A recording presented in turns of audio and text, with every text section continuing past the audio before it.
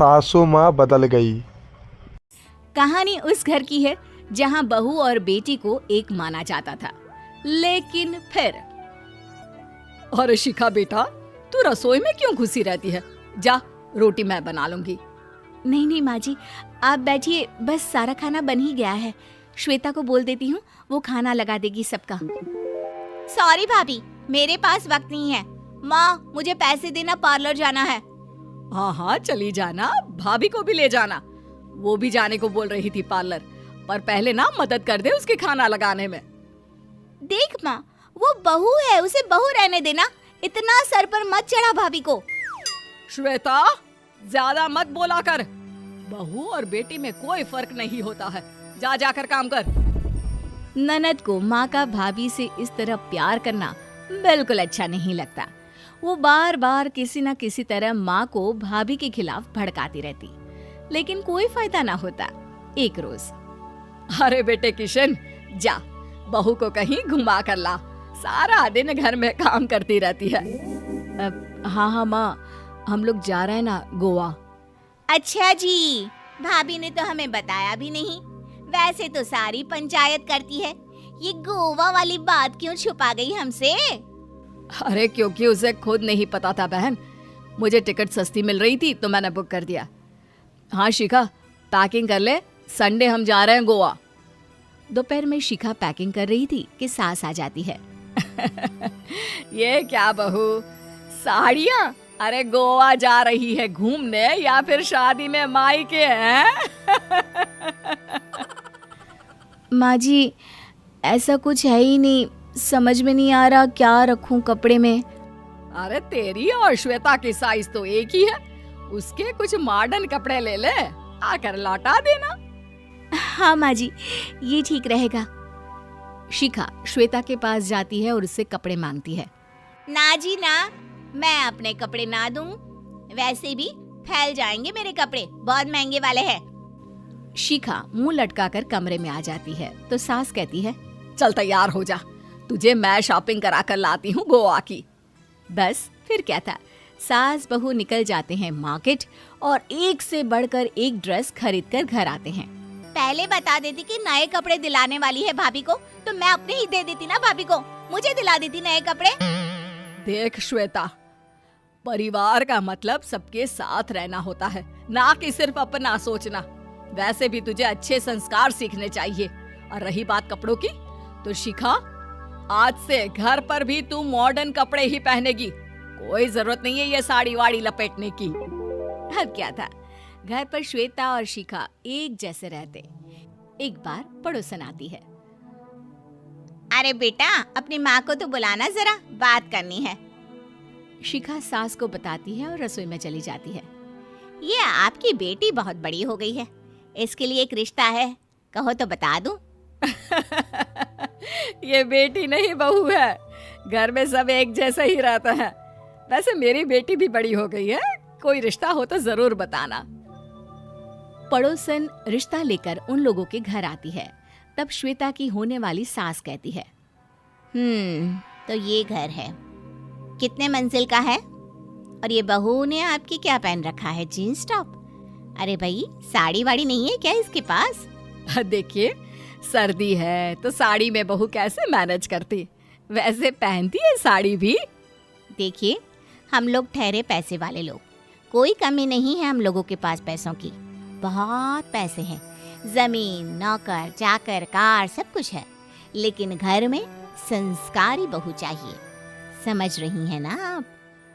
सास कुछ कहती कि श्वेता बोल पड़ती है, हाय रे, नौकर चाकर से लेकर जमीन, कार, पैसा, हाँ हाँ, मुझे रिश्ता मंजूर है, मंजूर है मुझे। अरे रुक जा श्वेता, मैं बात कर रही हूँ ना। देखिए, हम लोगों के घर इतनी आजादी नहीं मिलेगी।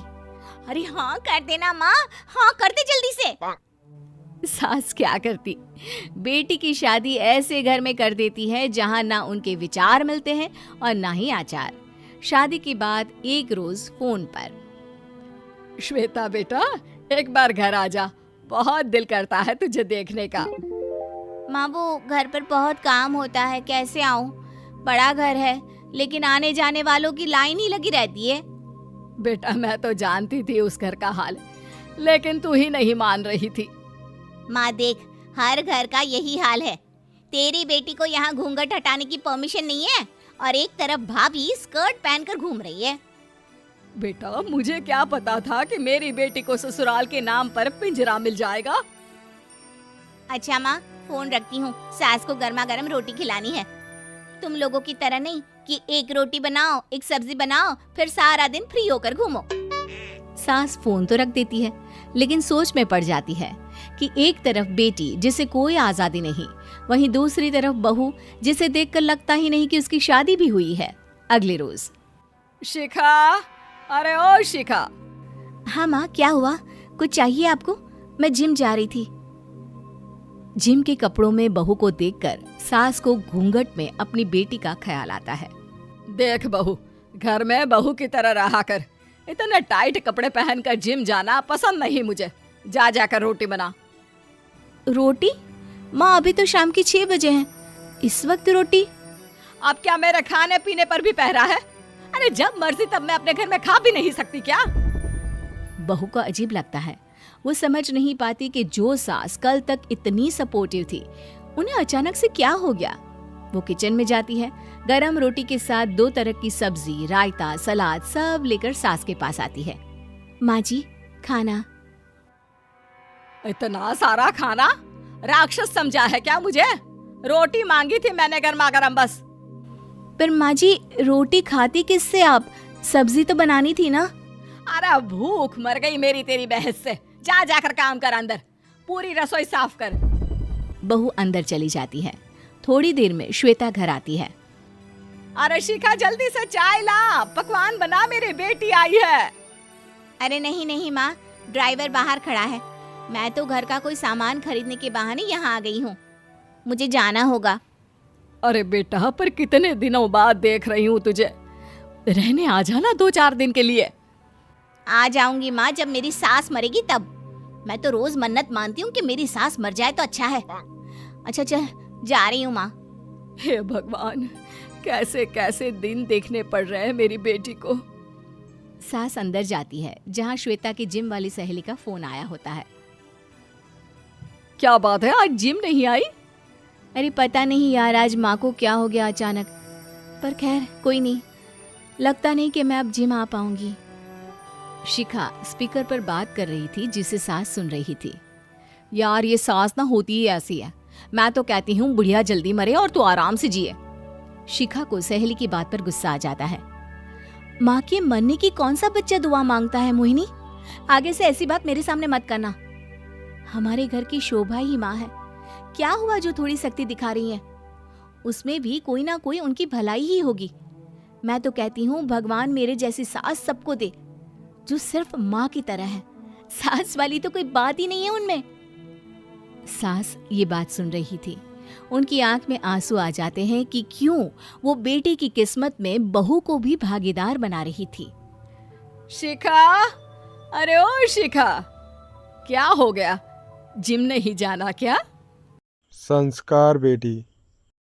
शालिनी की उम्र लगभग 28 साल की हो चुकी थी, लेकिन अभी तक उसकी शादी नहीं हुई थी। शालिनी के मम्मी पापा सरला और महेश जी ने कभी उसकी शादी के लिए कुछ ज्यादा कोशिश भी नहीं की। शाली मन ही मन चाहती थी कि दूसरी सहेलियों की तरह उसका भी घर बस जाए, लेकिन वो अपने मम्मी पापा से ये बात कहती भी तो कैसे कहती। माँ जानती है, मेरी सहेली है ना शीतल, उससे बेटी हुई है, बड़ी प्यारी बच्ची है उसकी। अरे ये तो बहुत अच्छी बात है। उसकी शादी भी तो 4 साल पहले हो गई थी ना। अब क्या कर बेटा, चाहते हैं तो हम भी यही है कि तुम्हारी शादी हो जाए, लेकिन कोई अच्छा लड़का मिलता ही नहीं। कोई बात नहीं मम्मी पापा, मैं जानती हूँ आप मेरे लिए बहुत अच्छा रिश्ता ढूंढना चाहते हैं, और अभी मेरी इतनी उम्र भी तो नहीं हुई है। अच्छा शालिनी बेटा, क्या है ना, मेरे पास नई साड़ी नहीं है और मुझे किटी पार्टी में जाना था, तो इस महीने तेरी तनख्वाह आ जाए तो एक नई साड़ी दिलवा देना बेटा। और बेटा मेरा मोबाइल भी थोड़ा पुराना हो गया है, 6 महीने से इसी को काम में ले रहा हूँ, एक नया मोबाइल ला देना बेटा। हाँ हाँ मम्मी पापा। और माँ, आप तनख्वाह की चिंता क्यों करती हैं? साड़ी तो मैं आपको कल ही दिलवा दूंगी। और रही बात आपकी मोबाइल की, तो मैं आज शाम को ही ऑफिस से लौटते वक्त ले आऊंगी। अरे भगवान सबको तुम्हारे जैसी बेटी दे, कितना ध्यान रखती है अपने मम्मी पापा का। पापा, आज आप दुकान नहीं जा रहे हैं क्या? वो क्या है ना बेटा, मेरे सर में ज़रा दर्द हो रहा है, इसलिए आज दुकान जाने का मन नहीं है। पापा दवाई ले लीजिए और अगर हो सके तो चले जाइए। इस तरह दुकान बंद रहेगी तो ग्राहक आना बंद कर देंगे ना। अरे बेटा, तेरे पापा की अब उम्र हो चली है और तू है ना हमारी कमाऊ बेटी, इतनी अच्छी नौकरी करती है, हमारा ख्याल रखती है, तेरे पापा को चिंता करने की क्या जरूरत भला है? ठीक है पापा, आप अपना ध्यान रखिए। मैं ऑफिस से लौटते वक्त आपका फ़ोन ले आऊंगी। और माँ, आपकी साड़ी हम कल लेकर आएंगी। शालिनी के जाने के बाद क्या करे? शालिनी के लिए सच में कोई लड़का ढूंढकर उसकी शादी करवानी है क्या? अरे पागल हो गई हो क्या? वो शादी करके इस घर से चली गई तो हमारे खाने के लिए पैसे कहाँ से आएंगे?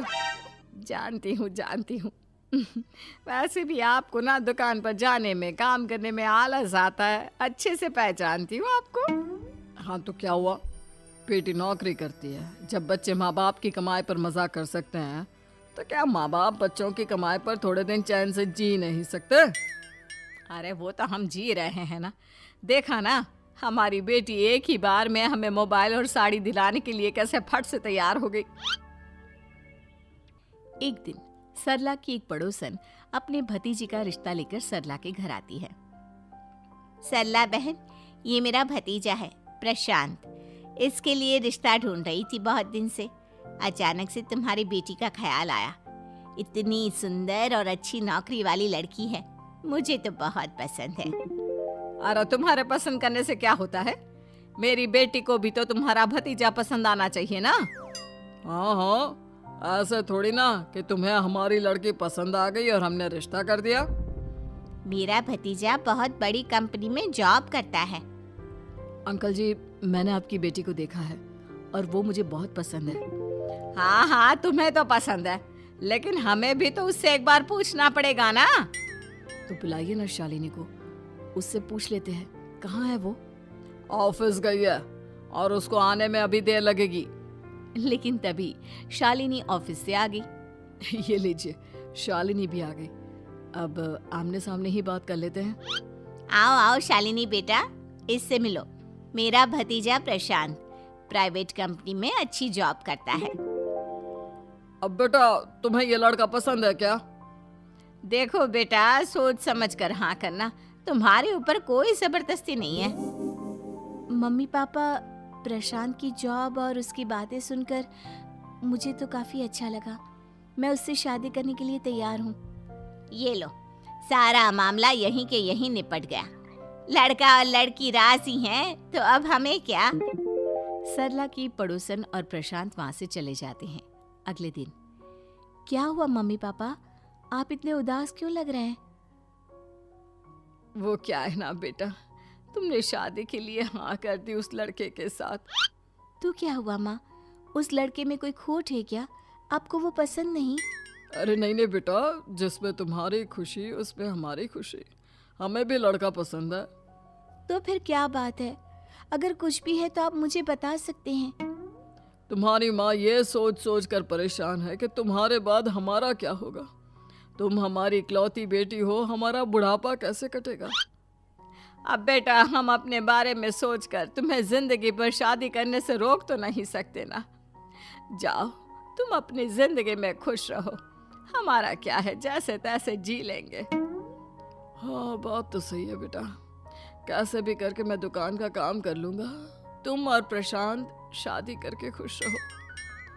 अपने माँ बाप की बात सुनकर शालिनी काफी दुखी हो जाती है। उसे लगने लगता है कि वाकई में उसकी शादी हो जाने के बाद उसके माँ और बाप का ख्याल कौन रखेगा। और यही सोचकर वो एक दिन प्रशांत से मिलती है। देखो प्रशांत, तुम मुझे बहुत पसंद हो, लेकिन मैं चाहकर भी तुमसे शादी नहीं कर सकती। अरे क्या हुआ शालिनी, क्या तुम मेरी किसी बात से परेशान हो? नहीं प्रशांत, मैं अपने माँ बाप की इकलौती संतान हूँ। अगर मैं भी शादी करके घर से चली गई तो उनका ख्याल कौन रखेगा, उनका खर्चा कौन उठाएगा। तो क्या तुम सारी जिंदगी शादी नहीं करोगी? शायद नहीं प्रशांत, और अगर अपने माँ बाप के लिए ये भी करना पड़े तो इसमें गलत क्या है? प्रशांत ये सारी बात जाकर सरला के पड़ोसन यानी कि अपनी बुआ को बता देता है। ये सरला तो बड़ी चालाक निकली। प्रशांत, वो अपनी बेटी के साथ खेल खेल रही है। कैसा खेल? आप क्या कहना चाहती हैं? अरे शालिनी बहुत सीधी और संस्कारी लड़की है, लेकिन ये सरला और महेश एक नंबर के चालाक।